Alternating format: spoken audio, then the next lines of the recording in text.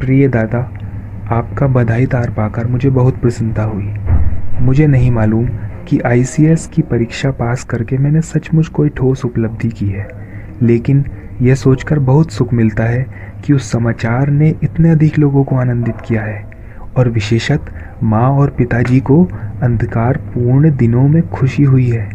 मैं यहाँ श्री बेट्स के परिवार में सशुल्क अतिथि हूँ। श्री बेट्स अंग्रेज़ों के चारित्रिक गुणों के एक सर्वोत्तम प्रतिनिधि हैं। अपने विचारों में संस्कृत और उदार हैं और विश्व बंधुत्व की भावना से ओतप्रोत हैं। वे उन सामान्य अंग्रेज़ों से बिल्कुल भिन्न हैं जो अभिमानी, उद्यत और दम्भी होते हैं और जिनकी दृष्टि में वो प्रत्येक वस्तु बुरी है जो ब्रिटेन की नहीं है। श्री बेट्स के मित्रों में रूसी, पॉलिश, लिथुआनियाई, आयरिश और अन्य राष्ट्रों के राष्ट्रीय हैं। वे रूसी, आयरिश और भारतीय साहित्यकारों में बड़ी रुचि लेते हैं और रमेश दत्त तथा रविंद्रनाथ ठाकुर की रचनाओं की सराहना करते हैं। मैं उन्हें कुछ ऐसी चीज़ उपहार में देने की बात सोच रहा हूँ जो भारतीय कला और संस्कृति की प्रतीक हो। मुझे लगता है कि यदि उन्हें छोटे आकार का ताजमहल भेंट किया जाए तो अच्छा होगा। ताजमहल निसंदेह हमारी कला का एक सर्वोच्च नमूना है और मुझे विश्वास है कि उस भेंट का वे हृदय से स्वागत करेंगे। लेकिन ऐसी सुकुमार वस्तु को भेजने में कठिनाई यह है कि किस ढंग से पैक किया जाए जिससे उसको किसी भी प्रकार की क्षति ना पहुँचे। ताज के छोटे आकार के नमूने कलकत्ता में खरीदे जा सकते हैं, लेकिन अगर वे उपलब्ध ना हो तो क्या आप ताजमहल का ऑर्डर जसपुर आर्ट स्कूल को दे देंगे? मुझे उसके मूल्य का कोई अनुमान नहीं है, लेकिन बड़े दादा ने मुझे बताया है कि 20 या 30 रुपये से ज़्यादा का नहीं होगा। अगर दाम बहुत अधिक ना हो, अर्थात 40 रुपये से कम हो, तो क्या आप ऑर्डर दे सकेंगे कि उसे श्री बेट्स को भेजा जाए? सर्वोत्तम शायद यही होगा कि उसे मुझको भेजने की बजाय सीधे श्री बेट्स को भेजा जाए। लेकिन अगर उसे सप्लाई करने वाले गारंटी ना दे सके कि रास्ते में उसे कोई क्षति नहीं होगी, तो उसे भेजना व्यर्थ होगा। हमें जो प्रतांग भेजे गए हैं उसकी एक प्रति मैंने पिताजी को भेज दी है। मैंने उनसे अनुरोध किया है कि वे उसे देखने के बाद आपके पास भेज दें। मैं 24 तारीख को लंदन लौट रहा हूँ। कैम्ब्रिज में 7 अक्टूबर के आसपास पहुँच रहा हूँ। मेरी वर्तमान योजना मई या जून के नैतिक विज्ञान टिपोज के लिए तैयारी करने की है। मुझे आईसीएस की अंतिम परीक्षा के लिए हिंदुस्तानी, घुड़सवारी आदि की तैयारी भी करनी है। यह परीक्षा आगामी सितंबर में होगी। प्रतियोगिता परीक्षा में चौथा स्थान मिलने के कारण मुझे ढेरों बधाइयाँ मिल रही हैं, लेकिन मैं नहीं कह सकता कि आईसीएस की श्रेणी में सम्मिलित होने की आशा से मुझे कोई प्रसन्नता है। अगर मैं इस सर्विस में प्रविष्ट होता हूँ तो उसी अनमनेपन के साथ होऊंगा जिसमें मैं आईसीएस की परीक्षा के लिए पढ़ाई करने में संलग्न हुआ था। मुझे निसंदेह एक मोटी तनख्वाह और सेवानिवृत्त होने पर बढ़िया पेंशन मिलेगी। यदि मैं काफ़ी क्रीत भाव दिखा सकूं तो शायद कमिश्नर भी हो सकता हूं, जो प्रतिभाशाली और ऊपर वालों की खुशामद कर सकता है। वो प्रांतीय सरकार का मुख्य सचिव तक बन सकता है। लेकिन क्या राजकीय सेवा मेरे जीवन का चरम लक्ष्य है? सिविल सर्विस से किसी को भी सभी तरह से सांसारिक सुख सुविधाएं मिल सकती हैं, लेकिन क्या इन उपलब्धियों के लिए हम अपनी आत्मा नहीं बेचनी पड़ेगी?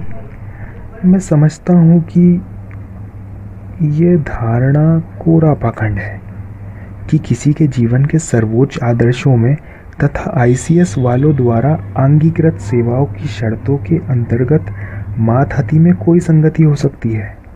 आप मेरी मन स्थिति को आसानी से समझ सकते हैं, क्योंकि मैं एक ऐसी दहलीज पर खड़ा हूँ जिसे सामान्य जन एक होनहार जीवन की दहलीज कहेंगे। ऐसी सर्विस में शामिल होने के पक्ष में बहुत कुछ कहा जा सकता है। इससे एक ही बार में वो समस्या हल हो जाती है जो हम में से प्रत्येक के लिए सर्वोपरि है, अर्थात आजीविका की समस्या। ऐसा करके किसी को भी जिंदगी के खतरे का सामना करने की चिंता नहीं रहेगी। ना असफलता और सफलता का द्वंद्व शेष रहेगा। लेकिन मेरे जैसे स्वभाव के व्यक्ति के लिए, जो ऐसे विचारों की पुष्टि पाता रहा है जिन्हें शायद सनक कहा जाएगा, न्यूनतम अवरोध का मार्ग सर्वोत्तम मार्ग नहीं है। अगर संघर्ष ना रहे, अगर किसी भी खतरे का सामना ना करना पड़े, तो जीवन का आधा स्वाद समाप्त हो जाता है।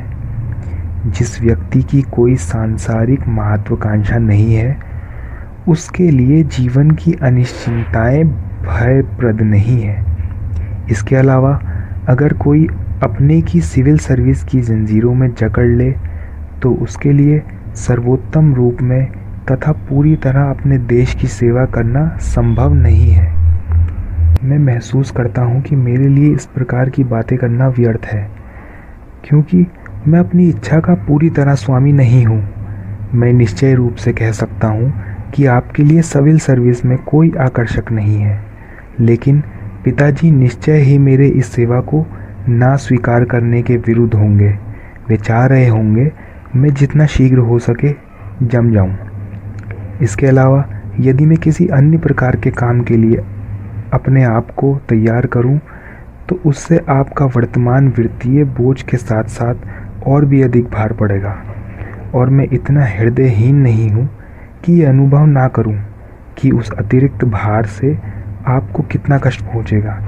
इसलिए मैं पाता हूं कि भावनात्मक और आर्थिक कारणों से मैं अपनी इच्छा का एकमात्र नियामक नहीं हूं, लेकिन मैं बिना किसी झिझक के कह सकता हूं कि यह मेरे सामने विकल्प हो तो मैं इंडिया सर्विस में हरगिज़ शामिल नहीं होना चाहूँगा। आप कहेंगे तो शायद ठीक ही कहेंगे, मुझे इस सेवा में प्रविष्ट होकर इसकी बुराइयां दूर करने के लिए संघर्ष करना चाहिए। लेकिन अगर मैं ऐसा करूं भी, तो मेरी स्थिति भी किसी दिन ऐसे हो सकती है कि इस्तीफ़ा देने के लिए विवश हो जाऊं। अगर इस प्रकार की आपात स्थिति आज से 5 या 10 वर्ष के बाद आती है, तो मैं अपने लिए एक नए जीवन को अपनाने की स्थिति में नहीं रहूँगा, जबकि आज मुझे एक अन्य जीवन के लिए अपने आप को तैयार करने का उपयुक्त समय है। अगर कोई अविश्वासी प्रकृति का व्यक्ति हो, तो वो यही कहेगा कि भावुकता का ये उफान मेरे सिविल सर्विस की सुरक्षित बाहों में पहुंचते ही ठंडा पड़ जाएगा। लेकिन मेरा ये दृढ़ निश्चय है कि उस अवस्था के प्रभाव के आगे मैं घुटने ना टेकूं। मैंने विवाह ना करने का निश्चय किया है, इसलिए अगर मैं एक विशिष्ट प्रकार के जीवन का अपने लिए सर्वाधिक उचित मानकर उसे अपनाना चाहूँ, तो सांसारिक बुद्धिमत्ता का विचार मेरे आड़े नहीं आएगा। मेरे व्यक्तित्व का जिस प्रकार निर्माण हुआ है, उसे देखते हुए मुझे सचमुच संदेह है कि मैं सिविल सर्विस के लिए एक उपयुक्त व्यक्ति बन सकूंगा। और मैं सोचता हूँ कि जो कुछ भी थोड़ी बहुत क्षमता मुझ में है, उसका अधिक अच्छा उपयोग स्वयं मेरी भलाई के लिए और देश के हित में भी अन्य दिशाओं में ही किया जा सकता है। मैं इस संबंध में आपकी राय जानना चाहूँगा। मैंने इसके बारे में पिताजी को कुछ नहीं लिखा। ये मैं भी नहीं जानता कि क्यों। अच्छा होता कि मुझे उनकी राय भी मालूम हो जाती। यदि घटक आपको फिर तंग करने आए, तो आप सीधे कह सकते हैं कि वे मुंह फेरे और अपना रास्ता नापे। मैं यहाँ काफ़ी अच्छी तरह हूँ। आप सब कैसे हैं? पिताजी और माँ कहाँ हैं? आपका स्नेहाकांक्षी सुभाष।